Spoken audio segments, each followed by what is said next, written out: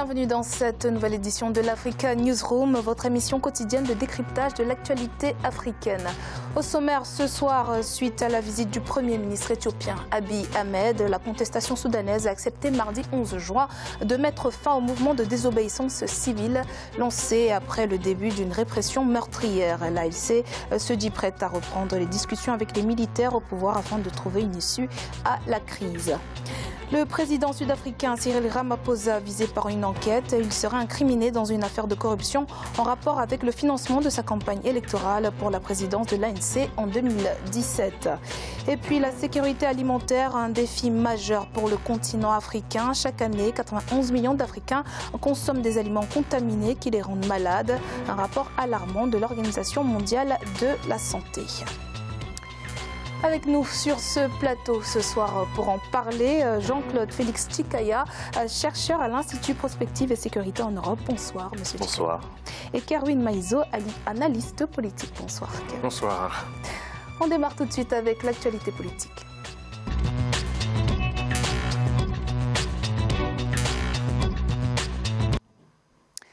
Au Soudan, l'Alliance pour la liberté et le changement a accepté de mettre fin au mouvement de désobéissance civile. L'annonce a été faite mardi 11 juin par le médiateur éthiopien Mahmoud Drir, représentant du Premier ministre Abiy Ahmed. Les responsables de l'ALC promettent de reprendre les discussions avec les militaires au pouvoir afin de trouver une issue à la crise. Ashley Duprat. La vie reprend peu à peu son cours au Soudan. La désobéissance civile, lancée par l'Association des professionnels soudanais, a été suspendue. Et le Conseil militaire, à la tête du pays depuis la destitution d'Omar el-Béchir, a annoncé la libération des prisonniers politiques. Le tout dans l'attente d'une reprise éventuelle des négociations. On ne peut pas vraiment parler d'une reprise de négociation dans le cas actuel des choses. Vous savez que la médiation éthiopienne avait fait des contacts avec les deux parties, le TMC, le Conseil militaire transitoire, et les forces de changement et de liberté. Et les forces de changement et de liberté ont exigé un certain nombre de conditions avant toute reprise de négociation. Et pour le moment, le Conseil transitoire, le Conseil militaire n'a pas accepté ces conditions. Une annonce qui pourrait pousser à l'optimisme, mais qui dans les faits cacherait une toute autre réalité. 500 morts, 723 blessés, 650 arrestations, 1000 personnes portées disparues, sans compter les nombreux viols décomptés. Un bilan non officiel qui est pourtant relayé par certains médias et des milliers d'internautes. En ce qui concerne le bilan des morts, on est sûr et certain en fait que ce nombre augmente. Les corps qui ont été jetés dans le Nil, et jusqu'à présent en fait, il y a toujours des recherches des corps dans le Nil et à chaque fois ils retrouvent en fait, dans des camps différents en fait, dans le Nil. Donc la situation en fait est tout simplement horrible. Rihanna ou encore George Clooney, à l'international, de plus en plus de célébrités s'affairent à mettre en lumière la crise soudanaise et ce sur leurs réseaux sociaux. Les réseaux sociaux où grâce au hashtag Soudan Massacre, les messages se succèdent, implorant le monde entier d'avoir la même sensibilité face à la crise soudanaise que face aux derniers événements survenus en Occident. Alors, Kerwin, la voie de la négociation selon le reportage est encore hypothétique, mais peut-on y croire ? Ils n'ont pas d'autre solution que de passer par les négociations parce que la situation était assez bloquée. Alors, il faut contextualiser ces négociations-là. Ça se passe à quel moment? Ça se passe lorsque les États-Unis ont décidé de reprendre les choses en main. Et pourquoi les États-Unis ont-ils intervenu? Il y a eu deux facteurs. Premier facteur, c'est qu'on a reproché aux États-Unis d'avoir laissé libre cours à l'Arabie Saoudite, aux Émirats Arabes Unis et à l'Égypte de manager la situation soudanaise. Ça, c'est le premier reproche. Mais la deuxième chose, c'est que M. Tibor Nagy, qui est le sous-secrétaire d'État américain aux affaires africaines, va faire un discours sur la politique africaine des États-Unis parce que depuis que le président Trump est là, on ne connaît pas réellement la politique africaine des États-Unis. Et on ne peut pas faire ce genre de discours fondateurs si, dans une crise aussi chaude, les États-Unis ne se prononcent pas. Donc, ils n'ont pas d'autre choix que de reprendre les négociations. L'impasse n'arrange personne, d'autant plus que c'est un pays qui est situé à la fois aux confins du Sahel, la Libye n'est pas loin, Le Yémen, c'est juste à côté. L'actualité entre l'Iran et les pays occidentaux, c'est une actualité assez chaude. Ouais. Donc c'est vraiment un pays qui est en confins. Si on l'abandonne, l'onde des chocs peut aller un peu partout. Donc je pense que les États-Unis ont bien fait déjà de reprendre la situation en main. Mais les deux protagonistes, pour les militaires, c'était une façon de reprendre la main parce que, bon, là, ils l'avaient complètement perdu, leur honneur était sapé. Et pour les manifestes des libertés et du changement, l'opposition politique civile, il faut aussi reprendre, parce qu'après la répression, ils étaient à court d'idées, si ce n'est les manifestations qu'ils ont menées dernièrement. Justement, Kerwin Maïso a parlé de l'honneur du Conseil militaire. Est-ce qu'ils maintiennent leur légitimité n'a pas été affectée justement avec cette répression-là, M. Chikaye? Leur légitimité est largement entamée depuis 3 décennies. Monsieur Omar El-Béchir et ceux qui restent à l'intérieur du Conseil militaire font preuve de la même brutalité criminelle, viol, oppression, corps jetés dans le Nil, avec les militaires qui étaient passés pendant les semaines antérieures ont été mis dans d'autres villes du Soudan. Ouais. Ceux qui étaient du côté des Soudanais, je parle du peuple, de la société civile et des oppositions.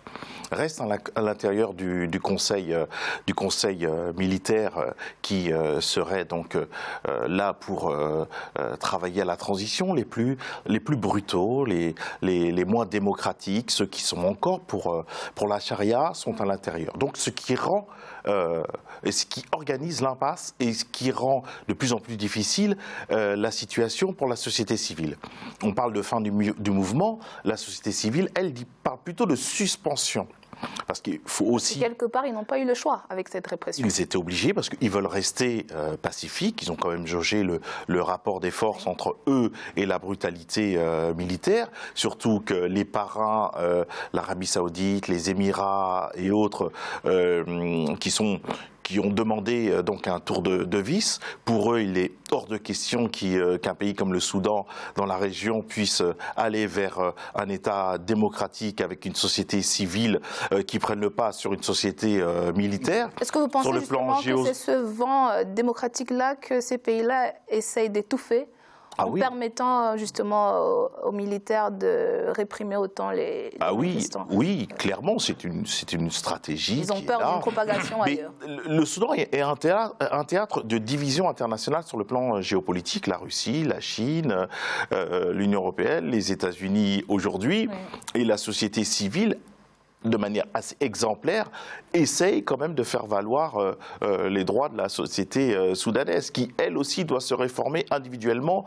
Que faire est-ce que c'est une société laïque qui va être mise en place? Est-ce qu'ils veulent que la charia sorte du giron? Donc le mot démocratie, qui est revendiqué par la société civile, doit prendre corps, pas seulement sur le plan du mouvement, mais aussi dans chaque texte des Soudanais.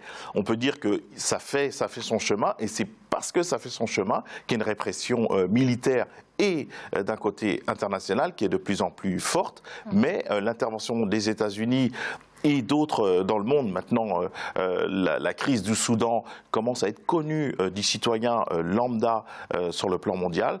J'espère que ça va être une pression diplomatique qui va aider la société civile.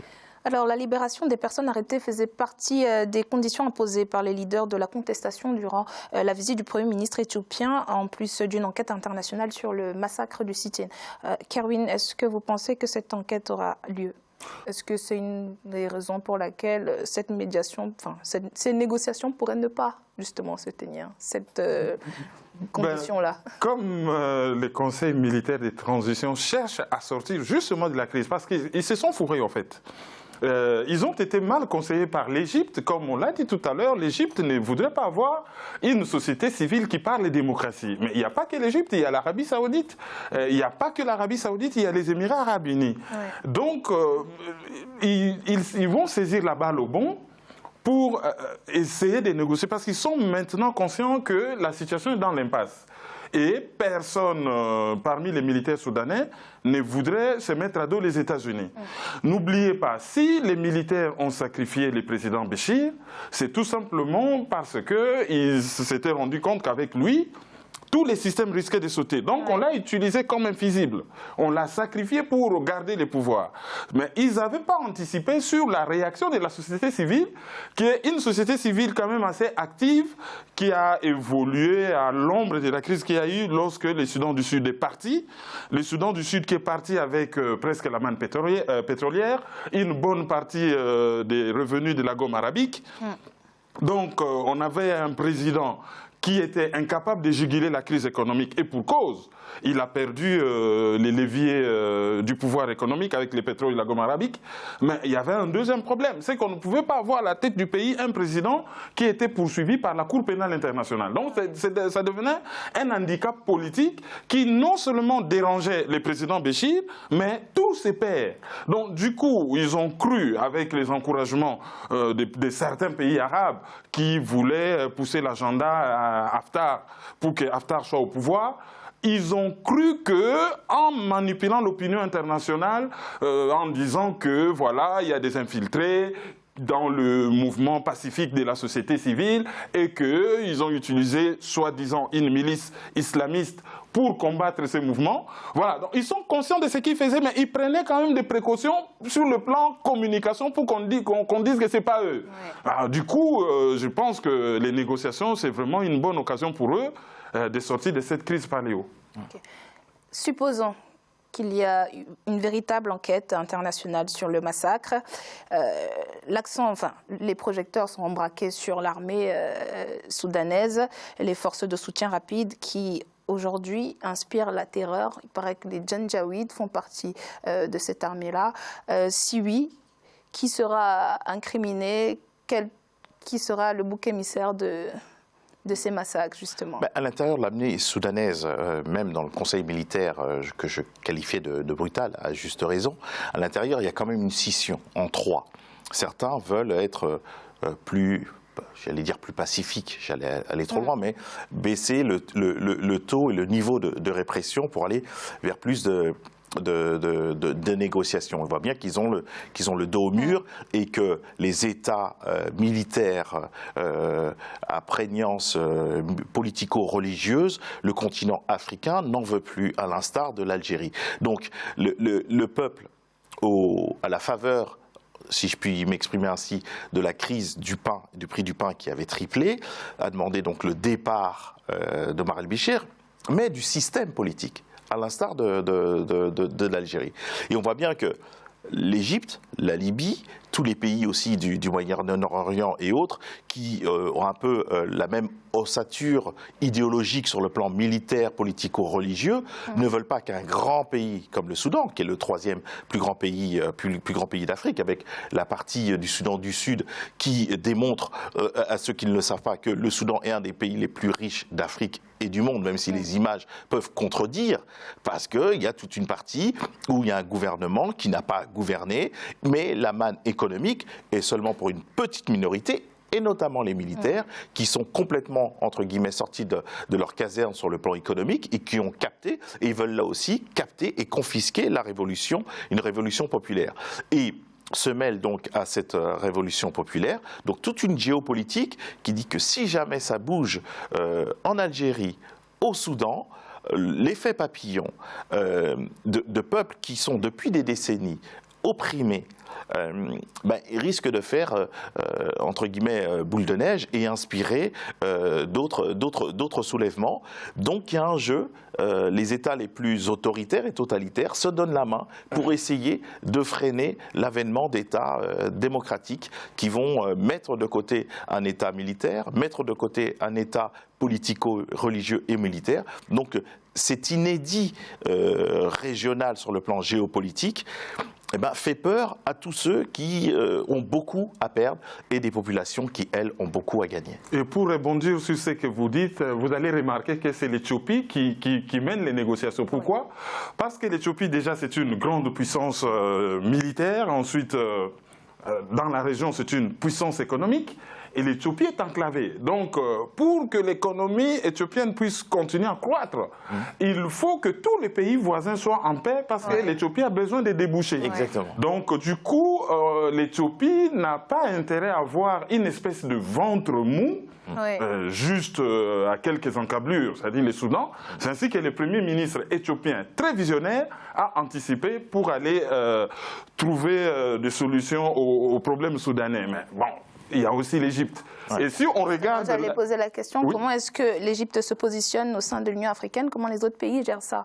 Parce que l'Égypte qui est à la tête, la présidence de l'Union africaine cette année. C'est presque un effet d'équilibriste qu'est en train de faire le président de l'Égypte, qui est président de l'Union africaine, qui a suspendu le Soudan jusqu'au moment qu'il faut que la société civile arrive au pouvoir pour qu'il puisse revenir avec les prérogatives donc, qui sont liées à l'institution panafricaine.